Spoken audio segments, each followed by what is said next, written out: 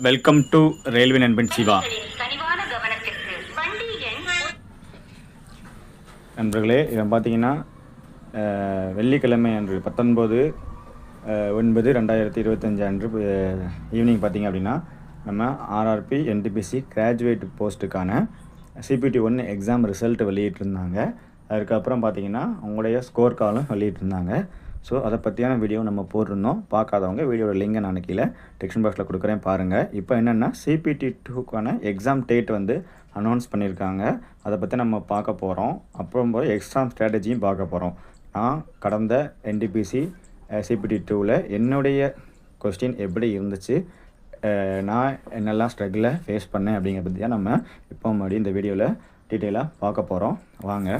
இதான் பார்த்தீங்கன்னா நேற்று வெளியிடப்பட்ட அந்த என்டிபிசிக்கான கிராஜுவேட் போஸ்ட்டுக்கான செகண்ட் ஸ்டேஜ் சிபிடி 2க்கான டென்டேட்டிவ் ஸ்கெடியூல் போட்டிருக்காங்க. பாருங்கள். டேட் பார்த்தீங்கன்னா notification number 05/2024. Various post of non technical popular category CBT 2. Exam date பார்த்தீங்கன்னா 13/10/2025 சொல்லியிருக்காங்க. அதாவது அக்டோபர் 13ன்னு சொல்லியிருக்காங்க. மண்டே ஒரே நாளில் ஒரே ஷிஃப்டாக நடக்க வாய்ப்பு இருக்குது. சரியா?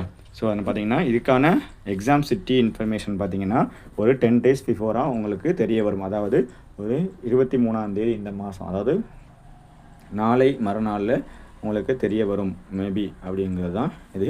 அதுக்கப்புறம் பார்த்தீங்க அப்படின்னா அதுக்கு 4 நாளைக்கு முன்னாடி, எக்ஸாம் டேட்டுக்கு 4 நாளைக்கு முன்னாடி அட்மிட் கார்டு வந்து வெளியிட்டுருவாங்க. எக்ஸாம் சென்டர் எந்த சென்டர் அப்படிங்கிறது.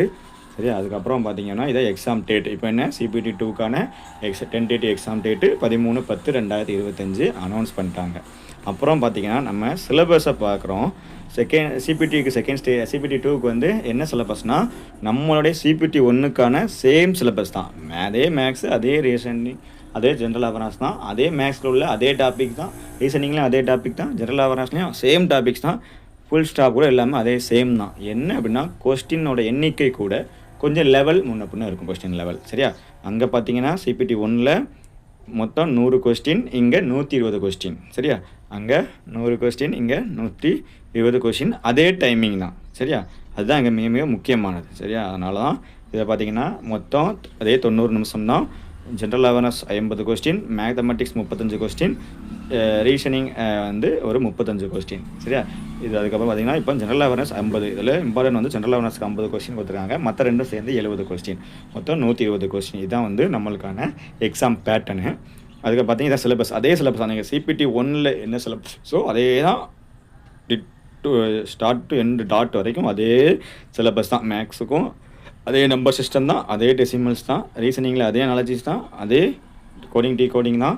அதே மாதிரி ஜென்ரல் அவேர்னஸ்லேயும் அதே current affairs, games and sports, science, அப்புறம் இதே டாபிக்ஸ் தான். அதாவது important moments, UN and other அதே தான் வரும். சரியா? அதே டாபிக்ஸ் தான். ஆனால் கொஸ்டின் லெவல் மட்டும் கொஞ்சம் முன்ன பின்ன வரும். கொஸ்டினோட எண்ணிக்கை கூட. சரியா? இது இப்போ சிலபஸை பார்த்துட்டோம். இப்போ இது என்னென்னு பார்த்தீங்கன்னா நான் கடந்த 2022 சிபிடி 2 என்டிபிசி சிபிடி 2 எழுதுனேன். என்னோடய லெவல் 5க்கான கொஷின் பேப்பர். அதாவது இந்த டைம் தான் என்ன பண்ணியிருக்காங்கன்னா எல்லா லெவலுக்குமே ஒரே எக்ஸாமாக நடத்துகிறாங்க. சரியா? இதுக்கு முன்னாடி லாஸ்ட் டைம் என்ன பண்ணாங்கன்னா சிபிடி 1ல் கிளியர் பண்ணவங்களுக்கு level 3 post, level 4 post, level 5 post தனித்தனியாக இருந்துச்சு. ஒவ்வொன்றுக்கும் சிபிடி 2 தனித்தனியாக நடந்துச்சு. நான் ஃபார் எக்ஸாம்பிள் நான் லாஸ்ட் டைம் லெவல் 2, 3, 5 3க்குமே எலிஜிபிளாக இருந்தேன். சிபிடி 1லேருந்து சிபிடி 2. லெவல் 3க்கு ஒரு நாள் எக்ஸாம் தனியாக நடந்துச்சு. லெவல் 4க்கு தனியாக எக்ஸாம் நடந்துச்சு. லெவல் 5க்கு தனியாக எக்ஸாம் நடந்துச்சு. சரியா? 3க்கு தனித்தனியாக எக்ஸாம் இருந்துச்சு. தனித்தனியாக கட் ஆஃப் போட்டாங்க. இப்போ பார்த்தீங்கன்னா ஒரே எக்ஸாம் கொஸ்டின் பேப்பராக இருக்கும். அதில் கட் ஆஃப் படி லெவல் 4க்கு தனியாக, லெவல் 5க்கு தனியாக, லெவல் 3 தனியாக பிரிக்க போகிறாங்கன்னு நினைக்கிறேன். பார்த்தீங்கன்னா இது நான் லாஸ்ட் டைம் எழுதினேன் சிபிடி 2க்குன்னு கொஸ்டின் பேப்பர் 120 கொஸ்டின் இருக்கும். இதுதான் என்னோடய கொஸ்டின் பேப்பரு. இதோட ஃபுல் 120 கொஸ்டினோட அனாலிசிஸும் நான் அடுத்த வீடியோவில் 120 கொஸ்டின் ஃபுல்லாக வர மாதிரி வீடியோவையும் என்ன கொஸ்டின்லாம் கேட்டிருந்தாங்கிற வீடியோவை அடுத்த வீடியோவில் நான் கண்டிப்பாக போடுறேன். இங்கே பாருங்கள், இதான் என்னோடய கொஸ்டின். இது பார்த்திங்கன்னா சயின்ஸ் கொஸ்டின். சரியா? நான் வந்து தமிழ் லாங்குவேஜ் யூஸ் பண்ணலாம், தமிழ்லையும் சூஸ் பண்ணி மாற்றி பார்த்துக்கிடுவேன், இங்கிலீஷ்லேயும் பார்த்துக்கிட்டா டவுட்னா. சரியா? இது வந்து சயின்ஸ் கொஸ்டின். இது பார்த்திங்கன்னா ரீசனிங் கொஸ்டின். சரியா? அடுத்து பார்த்திங்கன்னா மேக்ஸ் கொஸ்டின். எல்லாமே பேசிக்ஸ் தான். நம்ம ரொம்பலாம் கஷ்டப்பட வேணாம். நார்மலாக உள்ள இது மென்சரேஷன் கொஸ்டின் தான். ரொம்ப டஃப்லாம் இருக்காது. ப்ராக்டிஸ் பண்ணாலே ஈஸியாகிடும். அடுத்து பார்த்திங்கன்னா ரீசனிங் கொஸ்டின். அடுத்து பாருங்கள் அதனால் இது வந்து எனக்கு கடைசி 120வது கொஸ்டின். நான் அப்போ வந்து என்ன தப்பு பண்ணேன் அப்படின்னா, டைம் மேனேஜ்மெண்ட்டில் கொஞ்சம் விட்டுட்டேன். ஸோ நான் லாஸ்ட்டில் ஒரு 10 கொஸ்டினுக்கு மேலே நான் வியூ பண்ணி பார்க்கவே முடியல. ஸோ அதனால தான் எனக்கு வந்து இந்த கொஸ்டின் அட்டன் பண்ணவே முடியலை. இதுவுமே ஈஸியான கொஸ்டின் தான் சரியா. 120 கொஸ்டினும் இருக்குது. ஸோ டைம் மேனேஜ்மெண்ட் முக்கியம். இன்னொன்று என்ன அப்படின்னா, மைனஸ் மார்க் உண்டுங்கிறனால தயவு செஞ்சு உங்களுக்கு டவுட்டாக இருக்குனாலே அட்டன் பண்ணாதீங்க.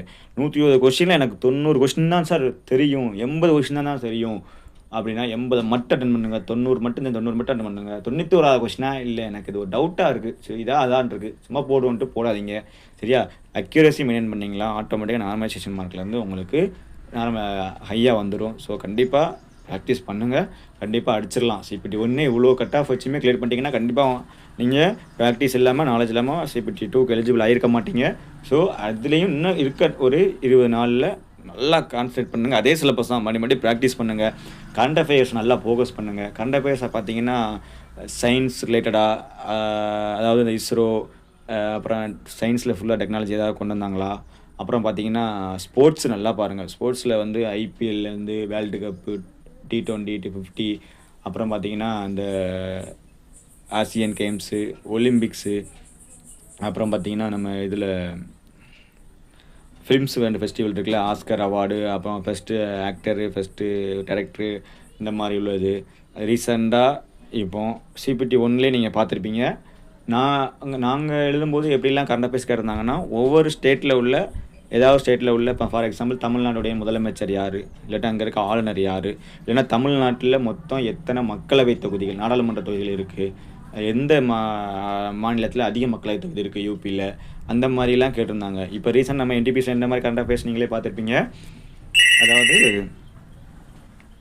இப்போ என்ன பண்ணியிருக்காங்கன்னா, ஒரு ஸ்டேட்டில் இப்போ நார்மலாக ஃபார் எக்ஸாம்பிளுக்கு டெல்லியில் லாஸ்ட் இயர் எலெக்ஷன் நடந்துச்சு. ஸோ அதில் இருக்க CM எந்த பார்ட்டியை சார்ந்தவர்கள், எந்த கட்சியை சார்ந்தவர்கள், எந்த கூட்டணியை சார்ந்த வின் பண்ணியிருக்காங்கன்னு கேட்டாங்க.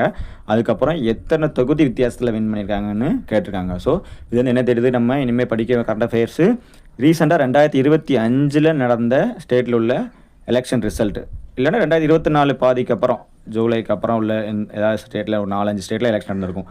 அது ஃபுல்லாக அனலைஸ் பண்ணுங்கள். எந்த ஸ்டேட்டில் எந்தெந்த ஸ்டேட்டில் இப்போ டெல்லியில் நடந்துச்சு, அப்புறம் பார்த்தீங்கன்னா இன்னும் 2-3 ஸ்டேட்டில் நடந்துச்சு சார், கரெக்டாகவும் இல்லை சரியா, ஆந்திரா அந்த சைடு நினைக்கிறேன். அங்கெல்லாம் பார்த்தீங்கன்னா அதில் யார் வின் பண்ணியிருக்கா, எந்த பார்ட்டி வின் பண்ணியிருக்காங்க, அந்த CM யார், அங்கே யார் கவர்னர் யார் இருக்கா, அப்புறம் அவங்க எத்தனை சீட்டு வித்தியாசத்தில் வின் பண்ணாங்க, அந்த ஸ்டேட்டில் எவ்வளோ மக்களவை தொகுதி இருக்குது, அப்புறம் பார்த்தீங்கன்னா இப்போ ரீசெண்டாக நடந்த துணை குடியரசுத் தலைவர் தேர்தலை பற்றி நல்லா படிச்சுக்கோங்க. கண்டிப்பாக ஒரு கொஸ்டின் இருக்குது சரியா.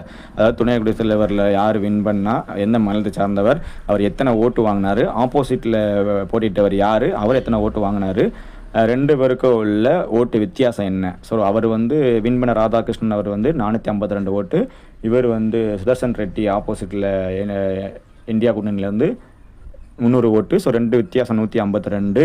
அப்புறம் பார்த்திங்கன்னா அந்த ராதாகிருஷ்ணனுக்கு முன்னாடி எங்கே ஆளுநராக இருந்தார் அதெல்லாம் பார்த்துக்கோங்க.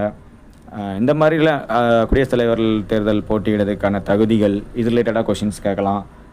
பாலிடிக்ஸில் இந்த மாதிரிலாம் நல்லா பார்த்துக்கோங்க. கரண்ட் அஃபேர்ஸில் ஸ்ட்ராட்டஜி நல்லா பார்த்துக்கோங்க. முக்கியமாக ரயில்வே ஸ்டோன்ஸ் அண்ட் ஹெட் குவார்ட்டர்ஸ்லேருந்து கண்டிப்பாக ஒரு கொஸ்டின்ஸ் வந்துடும். அதுக்கப்புறம் டான்ஸ் அந்த டான்ஸ் அண்ட் ஃபெஸ்டிவல் இருக்குல்ல, ஃபோக் அண்ட் ஃபெஸ்டிவல்னு சொல்லி அதெல்லாம் கண்டிப்பாக பார்த்துக்கோங்க. இப்போ வந்து நம்ம தமிழ்நாட்டில் பரதநாட்டியம், கதகளினா கேரளா, கதக்னா UP, அதே மாதிரி ஒரு ஃபெஸ்டிவல் ஹார்ன் ஃபெஸ்டிவல் நாகாலாந்து, இந்த மாதிரி இம்பார்ட்டன்ட் ஃபெஸ்டிவல் நிறைய சேனல் யூடியூப்பில், அதுவும் நார்த் ஸ்டேட்டில் நல்லா கொடுத்துருக்காங்க. நீங்கள் நம்ம சிலபஸில் எக்ஸாம்பிள் பாருங்கள். நம்ம சிலபஸ் வந்து பார்த்திங்கன்னா இதுதான் ஜென்ரல் அவேர்னஸ் சிலபஸ்ஸு. இப்போ நான் சொல்கிறேன், இப்போ இதில் எடுத்துக்கோங்களேன்.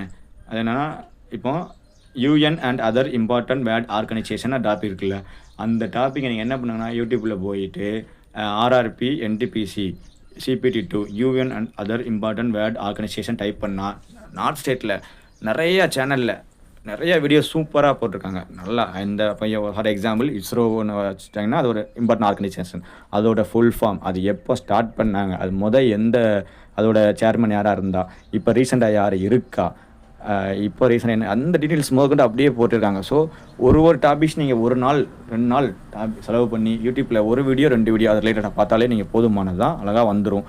அப்புறம் பார்த்தீங்கன்னா அந்த இம்பார்ட்டன்ட் இது நேஷ்னல் பார்க்ஸ் எல்லாம் இருக்குல்ல, அந்த பார்க்ஸு அதெல்லாம் வந்து கொஸ்டின்ஸ் வந்துடும். ஸோ அதனால் நல்லா அனலைஸ் பண்ணுங்கள். ஜிகேல நீங்கள் மேக்ஸ் ரீசனிங் கண்டிப்பாக நீங்கள் போட்டுருவீங்க. ஏன்னா மேக்ஸ் ரீசனிங்கில் நல்லா போட்டனால தான் நீங்கள் சிபிடி 1 கிளியர் பண்ண முடிஞ்சு. அதே டாபிக்ஸ் தான், அதையும் சைடில் ப்ராக்டிஸ் பண்ணிக்கோங்க. ஜென்ரல் அவேர்னஸ்னால் நல்லா மோர் ப்ராக்டிஸ் பண்ணிங்கன்னா ஜாப் டிசைடிங் ஃபேக்டர் என்டிபிசியை பொறுத்தளவில் ஜிஎஸ்ஸுக்கு. So 50 question. ஸோ இதில் நீங்கள் மார்க் ஸ்கோர் பண்ணுறது தான் உங்களுக்கு ஜாப் டிசைடிங் ஃபேக்டர். ஸோ கண்டிப்பாக ப்ராக்டிஸ் பண்ணுங்கள். 20 நாளையும் நல்லா ப்ராக்டிஸ் பண்ணுங்கள், உட்காந்து படிங்க. சரியா? ப்ராக்டிஸ் தான். அது ஹார்ட் ஒர்க்கோட சாஃப்ட் ஒர்க்னு சொல்லுவோம், அதுதான் முக்கியம். சரியா? அதுக்கப்புறம் இந்த எக்ஸாமில் தவற விட்டவர்கள் ஃபீல் பண்ண வேண்டாம். அதே மாதிரி நீங்கள் இந்த எக்ஸாம் பாஸ் பண்ணவங்களும் இன்னும் 20 நாளில் எந்த சோர்வாக இருந்தாலும் தளர்ந்து போயிடாதீங்க. சரியா? அதே மாதிரி உங்களுக்கு வாய்ப்பு வந்திருக்கு. ஸோ கண்டிப்பாக விட்டுறாதீங்க. வெற்றி அடைய 1% வாய்ப்பு இருந்தாலும் போராடு. இதை நல்லா ஞாபகம் வச்சுக்கோங்க. இருக்கிற இப்போ ஃபார் எக்ஸாம்பிள் 500 வேக்கன்சின்னா 499 வேக்கன்சி தான் போட்டிக்கு. ஒரு வேக்கன்சி உங்களுக்கு போக தான் மற்ற வேக்கன்சி போட்டிக்கு இருக்குங்கிற ஒரு மைண்ட் செட்டை ஃபிக்ஸ் பண்ணி படிங்க. வெற்றி நிச்சயம். வாழ்த்துக்கள். அடுத்த வீடியோவில் என்னோட CBT 2 NDB CBT 2 question paper 120 கொஸ்டினையும் நான் வீடியோவாக போடுறேன். நன்றி, வணக்கம்.